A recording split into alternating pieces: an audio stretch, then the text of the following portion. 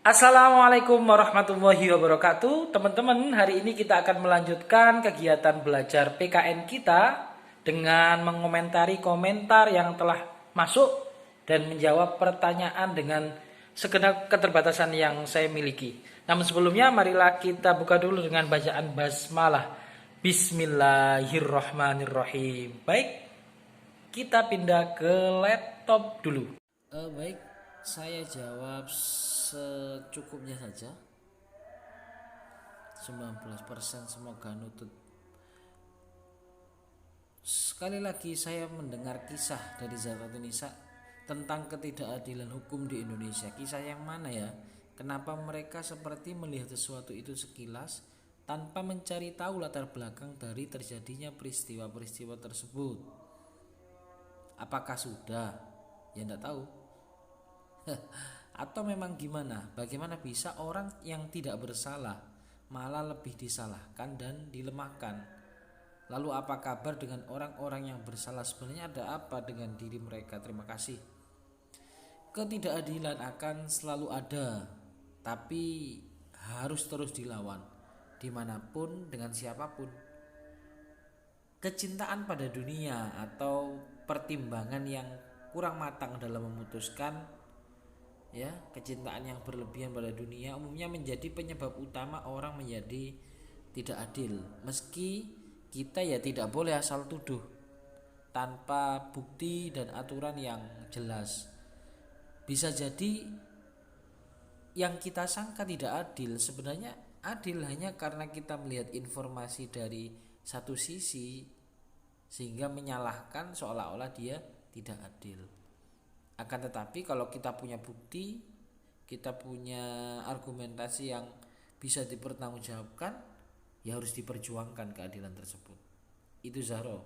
Terima kasih. Selanjutnya Ahmad Fikri Wahidin.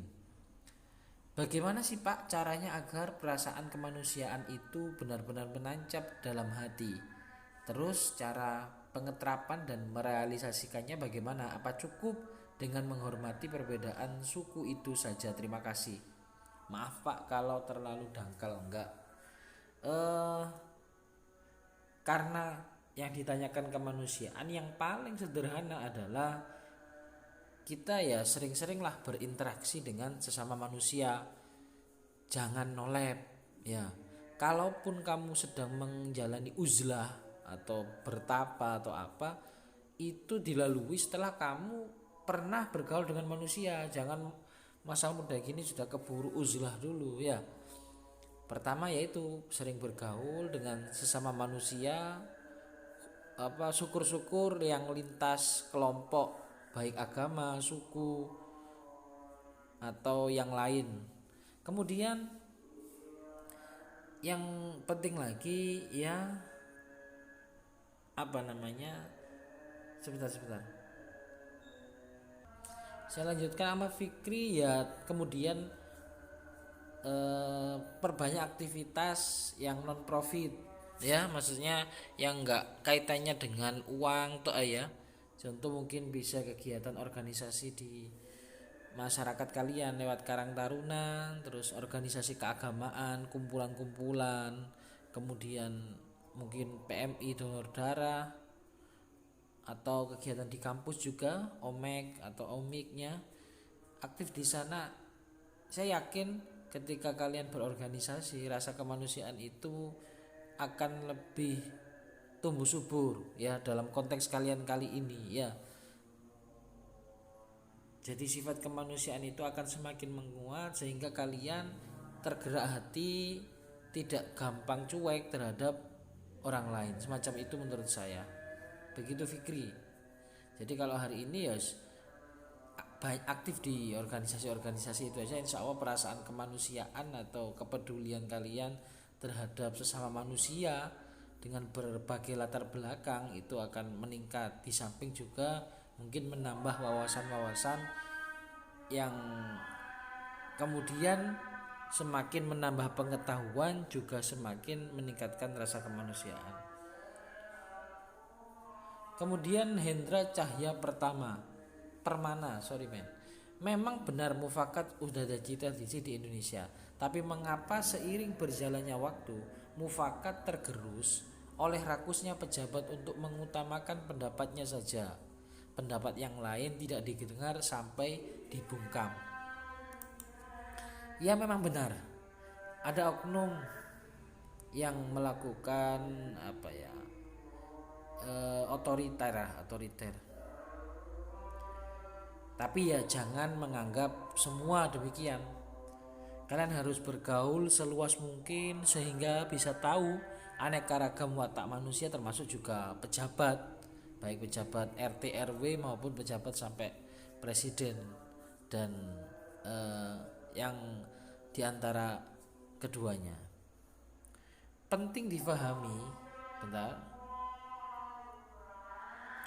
penting difahami bahwa semua pendapat itu bisa dipertimbangkan, tetapi tidak semua bisa dipakai. Jadi pihak yang berwenang itu harus memutuskan dengan bijak. Walaupun keputusan sebijak apapun itu tidak akan bisa melegakan semua pihak. Ya, tidak hanya di level pemerintahan, di level perkumpulan kecil pun ya demikian. Maka yang berwenang sekali lagi memutuskan dengan bijak, mengambil manfaat sebesar-besarnya dan resiko sekecil-kecilnya dalam berkeputusan. Semacam itu.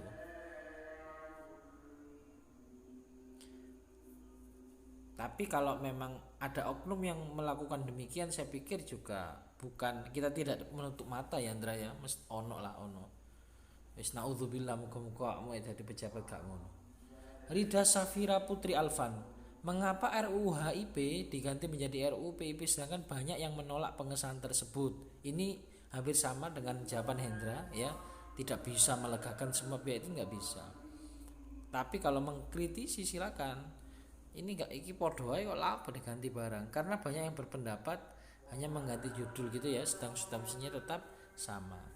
Akan tetapi memang pergantian istilah semacam ini itu sering di negara kita itu pasti rawan pro kontra. Walaupun pejabat mesti beralasan, yang berkeputusan ya mesti beralasan memang ada istilah yang kurang tepat yang harus dibenarkan karena menyesuaikan satu dua hal. Contoh yang umum itu di kurikulum kita ya, atau mata kuliah kita inilah dulu itu awal kalau di saat saya sekolah itu namanya PMP, Pendidikan Moral Pancasila, kemudian ganti PKN Pancasila Kewarganegaraan, Pendidikan Pancasila dan Kewarganegaraan PPKN, kemudian PKN Pendidikan Kewarganegaraan, kalau saiki jadi Pancasila dan Kewarganegaraan. Atau yang paling sering lagi istilah penerimaan kampus itu juga ya. Biyen itu apa yang ngarani UMPTN, wis macam-macam lah ganti-ganti istilahnya. Eptanas, UNAS, ya, UN, UAS, PAS, pokoknya argumentasi untuk mengganti istilah itu ada, tapi memang orang kadang mikir lapo sih departemen ganti kementerian, wah paling golek proyek semacam. Saya nggak tahu realnya gimana, yang jelas ini yang soal kalau memang pergantian itu hanya mengganti bungkusnya itu sudah sering dilakukan dan pikiran buruk para pengkritis mesti ke situ ya. Kok pelang-pelangi diganti, kop-kopnya diganti semacam itu. Walaupun nggak tahu, walaupun ketika ditanya mesti ono ae alasan. Selanjutnya, terima kasih atas pertanyaan kritisnya Rida. Kemudian Maya Selmi Aziza. Jika komunisme memiliki tujuan tercapainya masyarakat makmur, masyarakat tanpa kelas dan semuanya perorangan, kenapa dalam stigma masyarakat komunisme adalah hal yang negatif dan bagaimana maksud dari perorangan pada tujuan kapitalisme? Gini, yang jelas stigma masyarakat kita memang tidak lepas dari kaitannya politik ya, dimana pada saat itu memang sangat berkecamuk perang dingin antara komunisme dan kapitalisme di seluruh dunia termasuk Indonesia. Itu pada saat Pak Karno di akhir kepemimpinannya itu condong ke komunisme dan termasuk yang menguatkan komunisme di dunia. sehingga perang ideologi tidak bisa dilepaskan, termasuk di negara kita, termasuk juga bagaimana paradigma masyarakat terhadap komunisme itu sendiri. Namun sekalipun komunisme memiliki tujuan masyarakat makmur, masyarakat tanpa kelas dan perorangan, isinya juga tidak serta-merta sesuai dengan nilai luhur bangsa Indonesia. Memang banyak poin-poin yang kemudian tidak matuk dengan negara kita, ya. Di antaranya mungkin mengabaikan peran individu, ya, di mana orang yang sergap, orang yang malas mungkin tidak ada dibayar dengan sesuatu yang sama ini tapi secara umum, ya. Kemudian membatasi simbol yang membahayakan negara seperti agama. Jadi pengekangan agama di sana bukan karena isi agamanya, tapi karena agama itu bisa dijadikan alat politik, bisa dijadikan alat untuk merongrong negara. Maka komunisme biasanya sangat protek terhadap agama sehingga khawatir kemudian keberadaan agama itu merusak stabilitas nasional semacam itu. Termasuk yang tidak dicocoki masyarakat kita adalah umumnya kalau komunisme itu partai tunggal, dia akan menjatuhkan lawan politiknya sehingga jadi satu-satunya partai. Strategi politik umumnya demikian, agar tercipta stabilitas sehingga mudah dalam memutuskan kebijakan-kebijakan komunisme. Jadi intinya ada baiknya iya, tapi ada juga kekurangan, dan kekurangan itu tidak bisa diakomodir dalam di negara kita, Negara Kesatuan Republik Indonesia. Alfi Syahri Majid Mas PK. Daworek. Ideologi yang mengatur agama atau agama yang mengatur ideologi. Nggak, itu jalan masing-masing, ya. Mereka tidak saling mengatur, ya. Agama punya ketentuannya sendiri, ideologi juga semacam itu. Dalam kasus dari agama seperti Hindu Buddha tidak mau harus mempunyai konsep sila pertama agar dapat diterima di Indonesia. Hindu yang bersifat fleksibel bisa ateis, monoteis, dan politeis menjadi Hinduisme Bali menyembah satu Tuhan. Sementara dari Buddha dan memperkenalkan nama Sahyang, padahal agama Buddha sendiri bukan Tuhan melainkan tergantung sekte mereka. Yang jelas di antara butiran pasal sila pertama itu tidak boleh memaksakan agama, dan ada jenis-jenis agama yang diakui, yaitu agama Islam dan seterusnya. Ini pertanyaan mana sih? Lalu bagaimana dengan orang ateis? Apakah dia boleh dianggap sebagai warga negara Indonesia, sedangkan warga Indonesia harus mengamalkan nilai-nilai rumusan Pancasila? Karena mungkin saja mereka menganut ateis, agnois, atau nusantara akan dicap sebagai anti Pancasilais. Yang jelas negara itu masing-masing, ya, punya kesepakatan yang berbeda antara satu negara dengan negara lain, menyesuaikan dengan tujuan negara, menyesuaikan dengan tradisi di negara tersebut dan keputusan warga negara yang diwakili oleh para founding father, termasuk di Indonesia, di mana pengamal meyakini sila pertama, menjadikan sila pertama sebagai landasan bernegara, yaitu ketuhanan yang Maha Esa. Lalu gimana Pak orang ateis? Orang ateis di Indonesia itu tidak bisa dihukum. Orang yang ateis itu tidak bisa dihukum. Itu sudah pernah disidangkan Pak Mahfud MD tahun berapa itu waktu jadi MK, karena tidak bisa memaksakan agama. Akan tetapi dalam proses menjalankan sebagai warga negara Indonesia, dia tidak boleh menyebarkan ajaran ateisme, ya. Orang ateis nggak boleh menyebarkan agamanya, dan itu menyebarkan ateisme di Indonesia dan bisa dijerat hukum kalau menyebarkan. Kemudian ateisme juga tidak diakui dalam proses bernegara. Contoh di kolom keagamaan, ya harus ada salah satu agama atau kepercayaan, ya. Hari ini boleh, ya, kepercayaan, agama dan kepercayaan. Lalu kemudian agama dan kepercayaan, lalu kemudian apa rek? Aku pikir wes eling. Lalu kemudian kalau mau nikah, ya harus jelas dia harus nikah dengan ketentuan agama mana, nggak boleh moro ateis. Kalau mereka melakukannya pun ya nggak diakui oleh negara gitu. Negara kita tetap ketuhanan, orang ateis tapi tidak boleh menyebarkan ateisme. Muhammad Hasbi An-Nasiri, ya Allah tawere. Urgensi. Kenapa masyarakat menilai keberhasilan pembinaan dari segi fisik seperti kata Prof. Optasar Sinaga? Pada sudut pandang kita bukan hanya fisik. Wis rek wocon ya tak skip. Cek ada video nih. Kok gak ketok tak skip wis ya. Wis pause, caranya di pause. Tepatnya mungkin kurang maksimal. Ya Hasbi, saya setuju sih untuk sosialisasi memang membutuhkan para orang yang dekat dengan masyarakat lewat penceramah, influence atau para konten kreator. Ya saya setuju. Ada nih sih.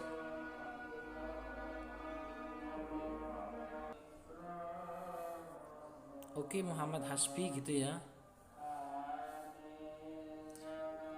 Alfi Syahri Majid Mas PK.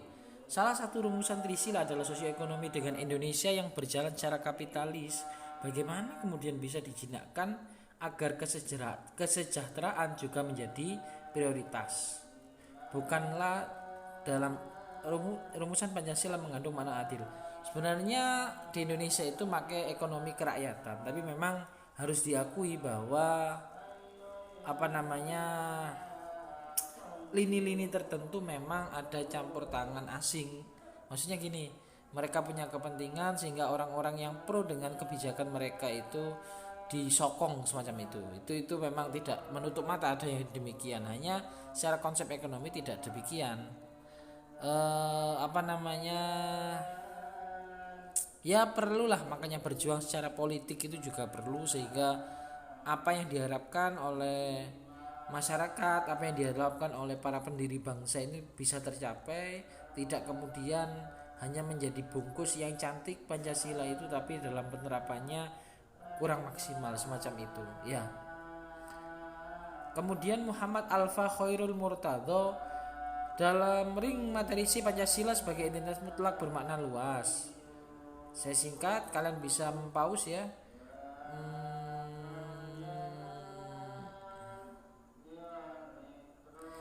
Jika mereka mengaku sebagai Indonesia yang berideologi Pancasila namun belum menerapkan dalam kesehariannya, apakah masih dikatakan bahwa Pancasila itu ada, atau mungkin yang ada hanya simbol-simbol dan teks Pancasila saja?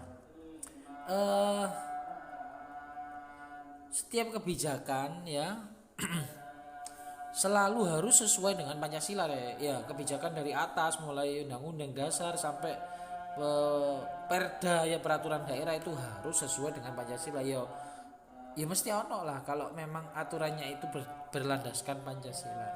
Akan tetapi memang untuk penerapan perilaku individu mungkin belum 100%. Adapun kalau memang menemukan aturan kok bertentangan, itu juga bisa diperkarakan, bisa diprotes ya. Ya kayak orang Islam lah. Orang Islam di Indonesia atau di kampungmu berapa yang sholat, berapa yang nggak puasa, berapa, kan kayak gitu. Jadi kesakralan Islam itu tidak kemudian hilang gara-gara perilaku warganya yang kemudian tidak mengamalkan Islam dengan baik. Ya Islam tetap sempurna, Islam tetap agama yang mulia, tapi mungkin oknum warganya termasuk juga Pancasila. Jadi butuh sinergi kebersamaan masyarakat menyadari bersama untuk pentingnya melaksanakan Pancasila dalam keseharian. Begitu Alfa Khairul Murtado. Muhaiminatus Sa'adah. Apa dampak Pancasila sebagai ideologi negara? Apa dampak Pancasila sebagai apa sih? Kakek dampak ini. Apa Pancasila sebagai ideologi negara mempunyai dampak? Ya ada, ya kayak tadi, khususnya masalah regulasi aturan warga negara harus sesuai dengan kelima sila dalam Pancasila tersebut ya. Jadi aturan itu bisa berupa larangan, bisa berupa kewajiban karena sesuai dengan aturan yang ada, sesuai dengan nilai-nilai Pancasila. Ya. Begitu Muhaiminatus Sa'adah Ahmad Syahroni. Menurut saya tidak ada komentar Pak, karena sudah benar akan ada pernyataan yang sudah dinyatakan dalam video. Pertanyaan saya, bagaimana cara membuktikan bahwa Pancasila itu ada? Ini hampir sama-sama ya pertanyaannya ya. Mungkin akan saya perjelas ya. Kalau bukti Pancasila ada itu pelajaran agama diwajibkan ya. Itu dari sila pertama, tidak boleh makar, harus bersatu. Kalau ada yang makar kemudian ditindak. Kemudian adanya pemilu, bukti adanya permusyawaratan, dan semua kebijakan pemerintahan mulai level yang paling bawah sampai yang paling atas harus menjunjung tinggi nilai-nilai Pancasila. Kalaupun ada oknum-oknum yang melakukan hal yang di luar Pancasila, itu bisa dijerat pidana atau kebijakannya bisa kemudian ditinjau ulang. Dan itu tentu butuh peran semua kalangan ya, maksudnya perlu ono oposisi rek sing bagian mengawal yang sedang berkuasa. Pirang menit ya Gusti, 20 menit kedawan yuk Nimas ya. Ya seharusnya di negara kita yang memiliki keberagaman budaya ini komentar ya, adanya unsur perekat yaitu kepercayaan adanya Tuhan untuk menjadi dasar utama agar semua bisa menghargai segala keberagaman. Manusia diciptakan Tuhan dengan aneka keberagaman agar bisa saling menghormati, bukan saling membedakan. Betul sekali. Dan agar kita juga menjadi manusia yang beradab, yang menciptakan persatuan masyarakat yang bijak. Saya setuju sekali. Jadi agama itu dan negara itu bersatu, akan tercipta masyarakat yang beradab, masyarakat yang bijak. Oke. Wildan falah atau ilah ya Allah Gusti. Oke, saya baca wis terakhir ini. Assalamualaikum. Saya Wildan Falah akan mencoba memberi opini saya tentang materi yang nomor pertama. Pentingnya memberikan pelajaran tentang ideologi Pancasila pada masyarakat. Tentu sebagai ideologi Pancasila adalah suatu dasar yang harus dianut masyarakat Indonesia karena ideologi terbagi menjadi 3. Oke, saya ringkas. Seperti pelegalan miras, zina, korupsi, mengganti semua nilai Pancasila yang telah diijidatkan. Mereka karena ingin memuaskan nafsu yang mungkin ada kepentingan pribadi, naudzubillah ya. Ini sekali lagi oknum ono memang ya. Semoga wong ini ki gak awet menjabati, maksudnya uripe bapak cek tobat. Pada hakikatnya semua sila, semua undang-undang apabila tidak keluar dari konsep ketuhanan, kitalah yang harus merawatnya. Betul dan semoga kita dan semuanya bisa mengembalikan ruh Pancasila dan mengamalkan dalam kehidupan sehari-hari. Amin. Wallahu a'lam bishawab. Syukron. Wassalamualaikum warahmatullahi wabarakatuh. Suwe.